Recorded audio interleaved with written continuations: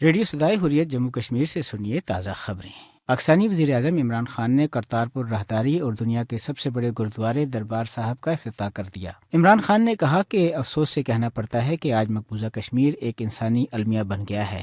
80 لاکھ لوگوں کو قید کر دیا گیا ہے۔ کشمیر کا مسئلہ بات چیت کے ذریعے حل ہو سکتا ہے۔ بھارتی سپریم کورٹ نے ایک مرتبہ پھر اپنے متعصبانہ ہندو چہرے کا مظاہرہ کرتے ہوئے بابری مسجد کی زمین مندر کی تعمیر کے لیے ہندوؤں کو دے دی ہے۔ بابری مسجد کو ہندو انتہا پسندوں نے دسمبر 1992 میں منہدم کر دیا تھا۔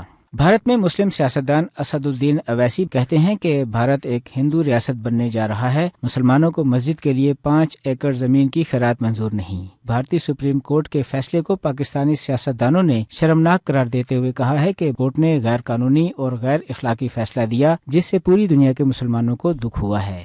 مقبوضہ کشمیر میں قابض انتظامیہ نے بابری مسجد تنازع کے بارے میں بھارتی سپریم کورٹ کے فیصلے سے قبل آج صبح سویرے پابندیاں سخت کر دیں۔ متعصبانہ فیصلے کے خلاف ممکنہ مظاہروں کو روکنے کے لیے مقبوضہ علاقے میں بڑی تعداد میں بھارتی فوجی اور پولیس اہلکار تعینات کیے گئے۔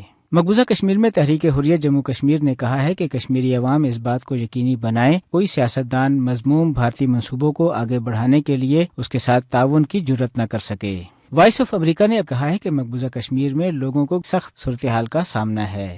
اس کے ساتھ ہی خبریں ختم ہوئیں۔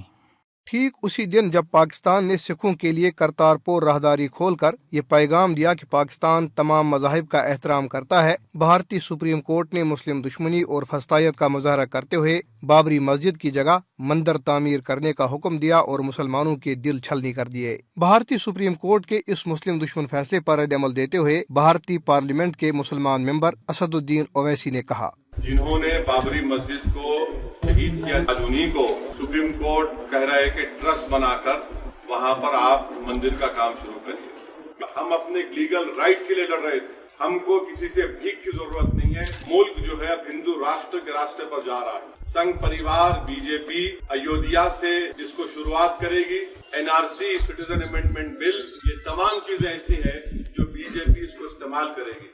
بابری مسجد کی جگہ رام مندر کی تعمیر اور مقبوضہ کشمیر میں آرٹیکل 370 اور 35A کی منسوخی بھارتیہ جنتا پارٹی کے منشور میں شامل ہے۔ جس طرح مقبوضہ کشمیر کے خصوصی حیثیت کے خاتمے کے لیے پارلیمنٹ کا سہارا لیا گیا، اسی طرح بابری مسجد کی جگہ رام مندر کی تعمیر کا راستہ ہموار کرنے کے لیے سپریم کورٹ کی خدمات حاصل کی گئی۔ اس سے یہ بات ثابت ہوتی ہے کہ بھارت اب انتہا پسندوں کے شکنجے میں ہے اور ہر ادارے کا سربراہ فسطائی ذہنیت رکھنے والا کوئی نہ کوئی مودی ہے۔ آج کا فیصلہ بھی اسی ذہنیت کی عکاسی ہے۔ کچھ بھی ہو، لیکن ایک بات طے ہے کہ RSS اور ہندوتوا کے ان پجاریوں کی یہی توسیع پسندانہ اور بیمار سوچ بھارت کی بربادی کا باعث بنے گی۔